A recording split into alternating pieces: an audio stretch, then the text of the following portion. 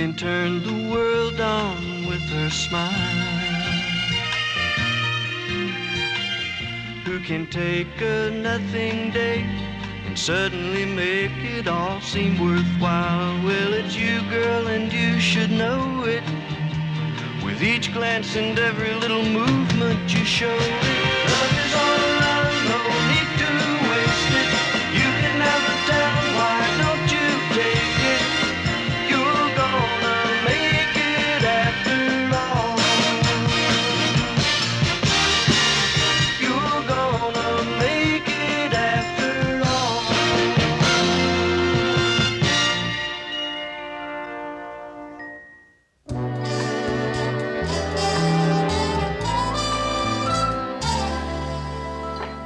Mary? Yeah? I found you a vegetable. Oh, Rhoda, thank you. You saved my life. Well, it's all I had in my freezer.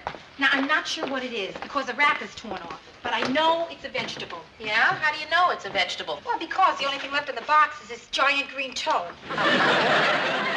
Cauliflower. Cauliflower. I don't even like cauliflower. What's cauliflower doing in my freezer? Oh, I remember. I was making dinner for a guy, and he asked me what he could bring. And I told him, listen, we're having fish, so you should bring something that's white and chilled. Who's coming to dinner? Ross Nelson?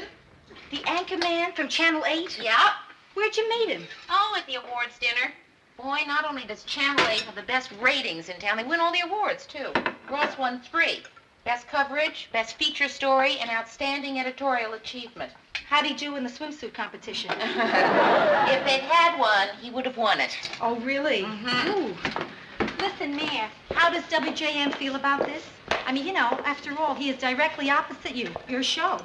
I mean, is it dangerous dating the enemy? Oh, Rhoda, that's so high school. That's the truth.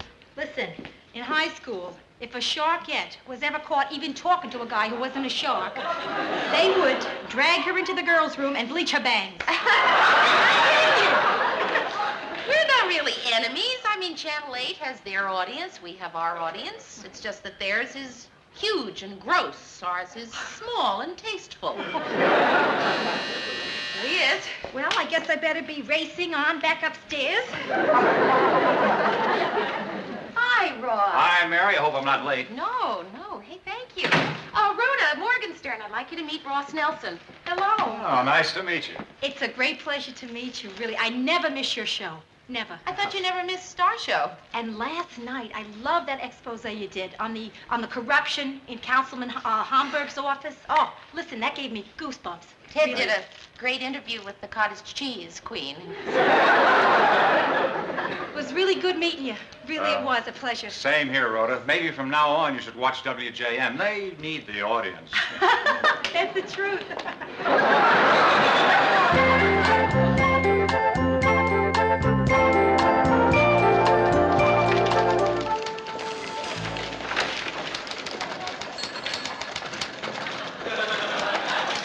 Excuse me, I'm looking for Ross.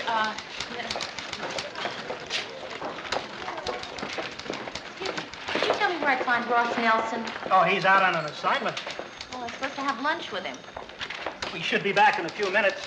I'm Bill Bradford. Hi, I'm Mary Richards. Here's the background on the construction company. Thank you. Boy, it's a lot of activity. No, don't judge us by this. It's a slow day. Wow, would you look at all the Monitors? monitors. They're called monitors. We use them to watch all the other news shows. Right. You know, see who's getting a jump on a story. Yes, I know. I work in the newsroom at WJM. Funny. You're not kidding. How come you don't have a WJM monitor up there? I mean, we certainly get our share of stories, too. We used to monitor you. But you know how Ted Baxter is? A crowd would gather, everybody would start to laugh, and then nobody would get any work done. Excuse me. Bill, one of our stringers just phoned in with a tip. A freighter hit a sandbar on the Mississippi River about 20 miles south of here, and it's sinking. Now, they're trying to get the men off. Now, nobody else in town has this story. We get a mobile unit available? Yeah, number 4 just came back. All right, and we better send a helicopter and cover ourselves with some aerial shots. We'll lead with this. Let's hope nobody else gets it. I'll be back in a minute. I've got to take care of this. Sure.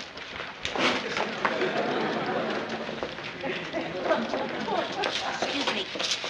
borrow your phone? Just a minute. It's just a personal call, but, you know, local. Straight.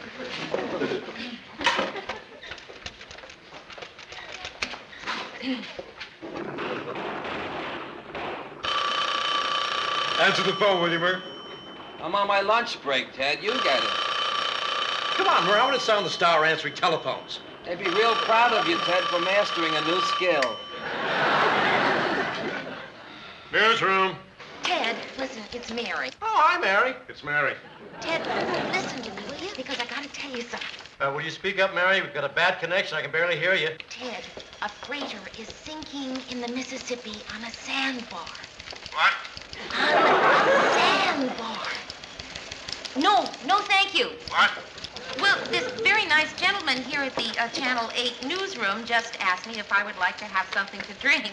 No, thank you. No. You just go ahead and take care of that big story about the freighter sinking on the sandbar. Did you hear that, Ted? Oh, I got that freighter on the sandbar.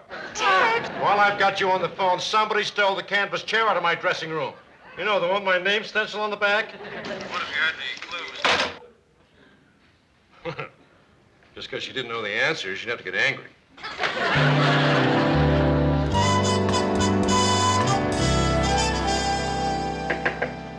Go in. Mr. Grant, something has got to be done. If you're talking about Ted's chair, Mary, I'm clean and I can prove it. Chair. Oh, that's so typical. Do you know that while this newsroom was worrying about Ted's chair, that a freighter vanished on the Mississippi? I doubt if the same guy was responsive. Oh, Mr. Grant. Don't you ever ask yourself why we are always last in the ratings? Yes, and I've come up with what I think is a very good explanation. Fewer people watch us. It's because they are watching Channel 8. I always hear about Channel 8. What's so terrific about Channel 8 anyway? Mr. Grant, boy, they have got an organization over there like nothing I've ever seen before. Hey, we're not so bad either, you know. Oh, but they've got... A lot of fancy equipment, sure. But that doesn't make a newsroom, Mary. You take away their helicopters and their mobile units and their walkie-talkies and their big budget, and what have you got? Us. People. All the equipment in the world doesn't make a news team, Mary. I know. You got to have the people. But that equipment is why they're always beating us to the stories. Oh, there's more to news than just getting there first. It's what you do with the story, how you handle it. I wouldn't trade my staff for the Channel 8 newsroom if they threw in all the high-priced gear in Minneapolis. Oh, Mr. Grant, you're right. This is a great team, and I am really proud to be a part. Come in. Hey, Mary. Guess who's outside? Ross Nelson. Oh, Murray, why did you let him in? Couldn't you have kept him waiting outside? I'm sorry. But of course, Murray had to be eating a popsicle.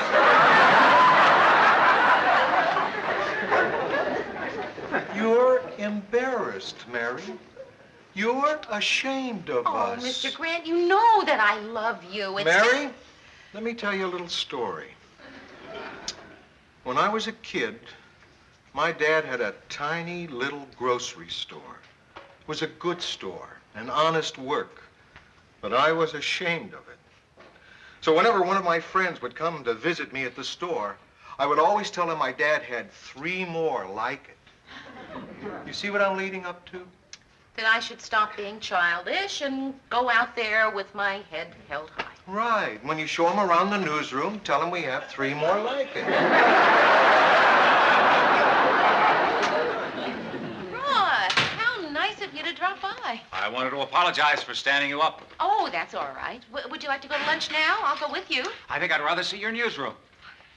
Where is it? Oh, have you met Murray Slaughter? Murray is our writer. Yeah. We've met. Mary, I'm going down to the coffee shop. You want a popsicle or something? No, thank you, Murray. No. Well, see you, Ross. Right.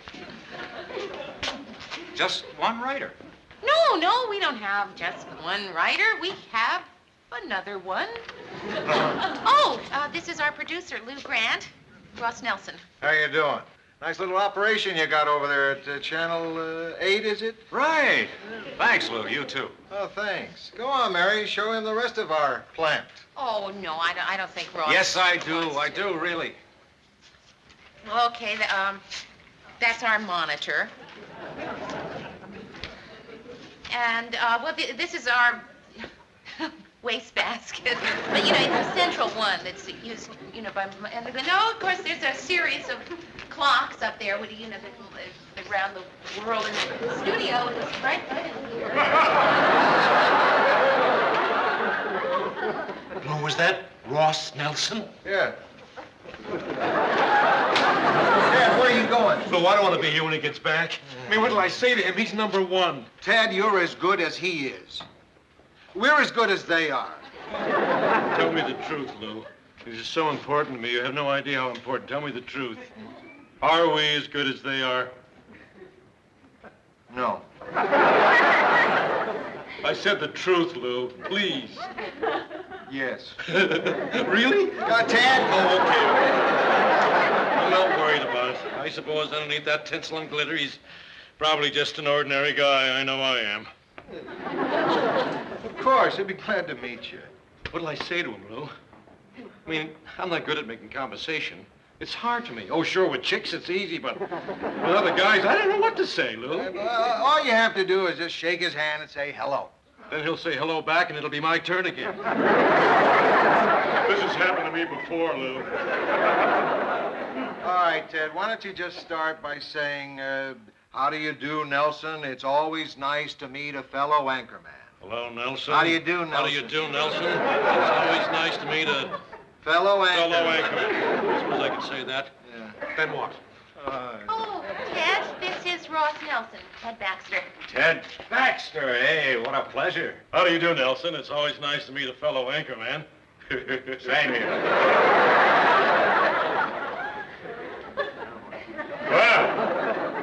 Well. So, well.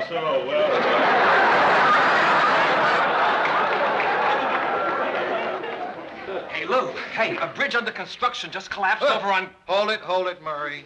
Hold it. I'm afraid you'll have to excuse us, Nelson. Come on, Lou, I hardly think in this day and age Oh, that we sorry, but we are competitors after all. Okay, thanks for the tour, Mary. See you for dinner. Right. Okay, where's that bridge? We're over on Grove Street. Mary, get a unit out there right away and cancel that film on that feature story we're running tonight. Which one? The one about the German Shepherd raising the baby duck as her own puppy. No, this is a bigger exclusive. This is a bigger story. You see, Mary? People. That's what makes a news team. People. Hey, where'd you find out about that bridge anyway? Well, the TV was on in the coffee shop. Channel 8's covering up by a helicopter. I just thought you'd like to know. Mary, put back the baby duck. Right. Okay, now, I'll tell you why I asked you here.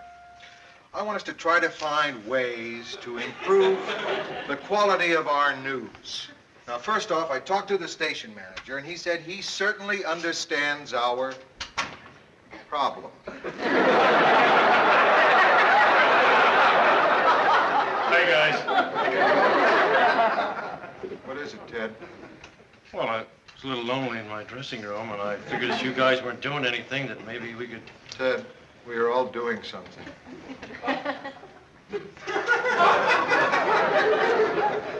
So what are you guys doing? Just having a meeting.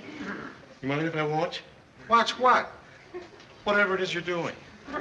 Please. I don't want to go back to my empty dressing room. There's nobody to talk, nobody to have fun with. Please, Lou, I'll be good. Okay, Ted, you can stay on one condition. You keep your mouth shut, understood? All right, now, where was I?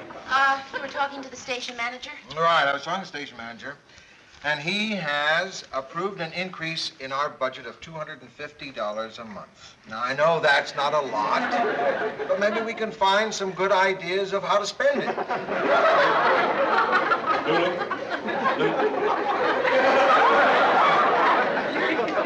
Murray? Well, look, wait a minute. Maybe. I know I'm supposed to be quiet, but I've got an idea how to spend that money that'll make our news a lot better. All right, Ted, what is it? Give me a raise of $250 a month. That's gonna make the news better? Sure it is. You get what you pay for, Lou. I'm not saying I've been holding back. I mean, I've been giving 100%, but with a $250 more. Something really special. The lid will be off.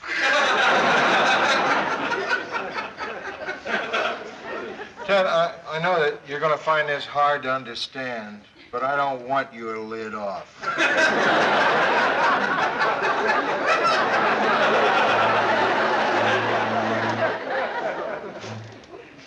Go ahead, Murray. You were saying? Well, I have this one idea. I don't know if you're gonna like it or not. No, you're not gonna like it. Murray, come on, it might be a terrific idea. Go, say. Yeah, well, okay. Now, look, I was thinking that we could take the money and buy an electric typewriter. I mean, just think. If you make a mistake, you can X out by holding your finger on the key.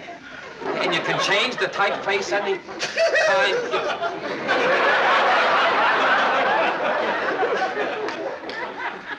Why did you make me tell it, Mary? I didn't want to tell her. You're always pushing me, Mary.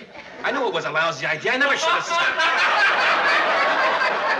Mr. Grant, I have an idea. It's something that I've been thinking about for a long time, and, well, now with the extra money and all. Why don't we find some students, you know, like college kids who are interested in journalism and take them on as part-time reporters? You mean like stringers? Yeah, right, stringers. I mean, it wouldn't cost us that much money, and they'd be getting great experience. Wait a minute. Let me get this straight. You want to hire a bunch of know-nothing teenage reporters? A bunch of 17, 18-year-old kids to find stories for my show? Can you believe your ears, Lou? Can you? Yes, Ted, and I'm going to do it. Because I was a stringer when I was 15 years old. And I was a pretty good newspaper man, too. Oh, sure. 15 years old, but not 17, 18.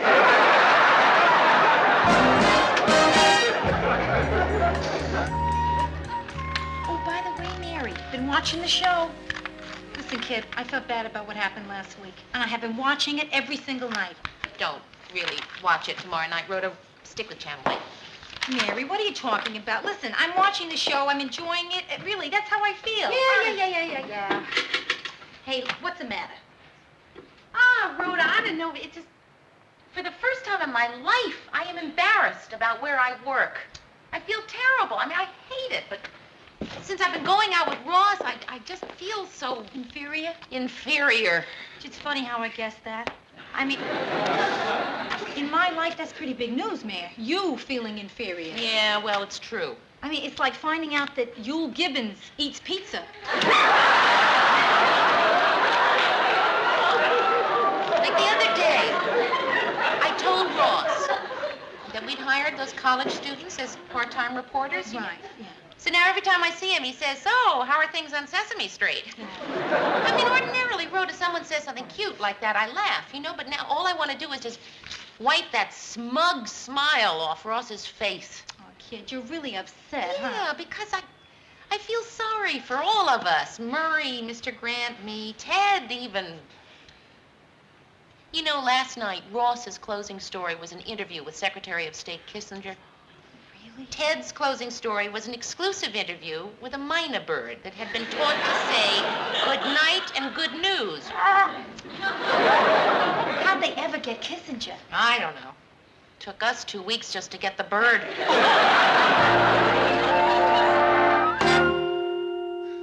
In Phoenix, Arizona yesterday, a savings and loan bank was held up by a 3-foot 2-inch dwarf. Police say that the closed-circuit cameras were unable to get a picture of the holdup man because his head did not reach the counter.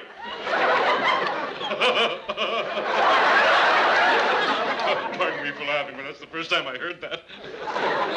Now, on the lighter side... He mixed up his pages again. That was the lighter side. The French government announced today a new series of atom bomb tests in the South Pacific. That's not that funny. Newsroom.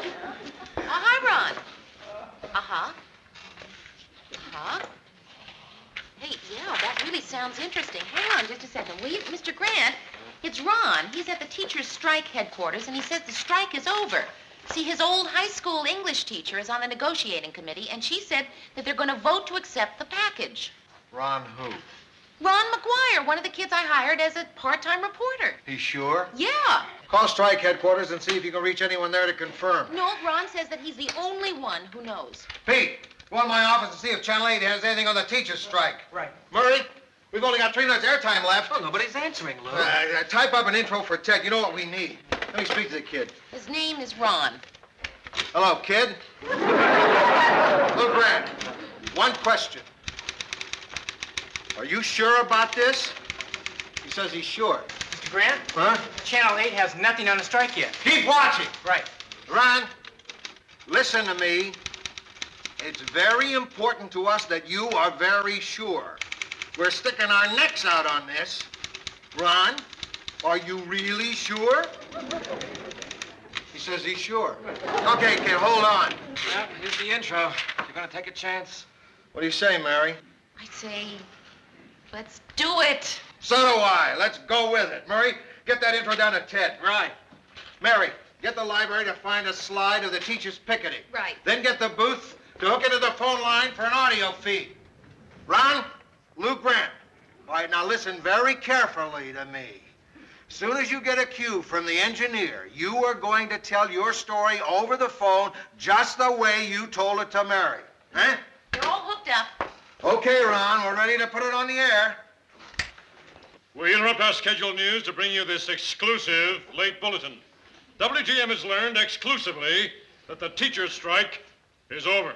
Now we're bringing you in exclusively by audio our exclusive WJM correspondent on the scene, Ron McGuire. Come in, Ron, with that exclusive bulletin. The teachers' union will announce at midnight tonight. Your time is up. Please signal when through. Okay. The teachers' union will announce at midnight tonight their decision to accept management's package and return to work tomorrow morning. This is Ronald Bryan McGuire Jr. for WJM-TV at strike headquarters. Oh, gosh. And that's it for tonight. This is Ted Baxter saying good night and good news. Anything on Channel 8? Well, they said from all reports the strike should continue for at least 2 more weeks. Yeah, and there's nothing on the wires, Lou. Nothing on Channel 8, nothing on the wires. Lou, look, what happens if we're wrong, Lou? We're not wrong. If we're wrong, that's all. Right, so we make a mistake. Big deal. I bet Channel 8 makes lots of mistakes. Right. I mean, what's the worst thing that can happen? Thousands of kids will show up for school tomorrow, and nobody... Hey, what are we so down about? Right. What are we so down about? Yeah. I remember in the early 40s back there, when I was a kid, working on the city desk in the Detroit Free Press. It was Sunday, 4 o'clock in the morning. Somebody phoned in a story, and I had no way to check it out. It was either print the biggest story of the century and beat every paper in the city by hours, or kill it.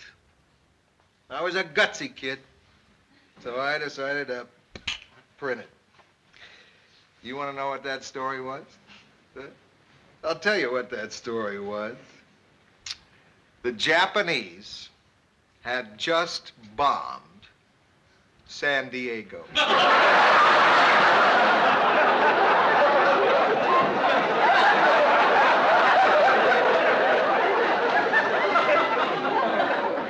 Okay, so I was wrong. It takes guts to be wrong, doesn't it?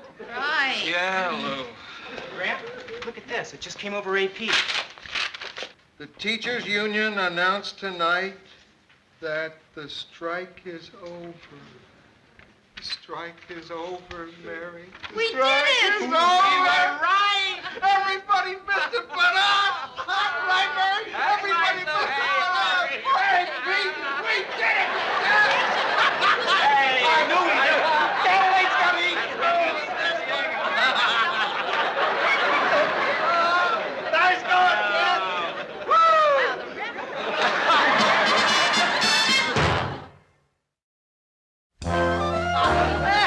Hey, what are we so happy about? The teachers' strike is over. That's right, Ted. The teachers' strike is over. And we beat everybody to it. We beat everybody. The teachers' strike is over.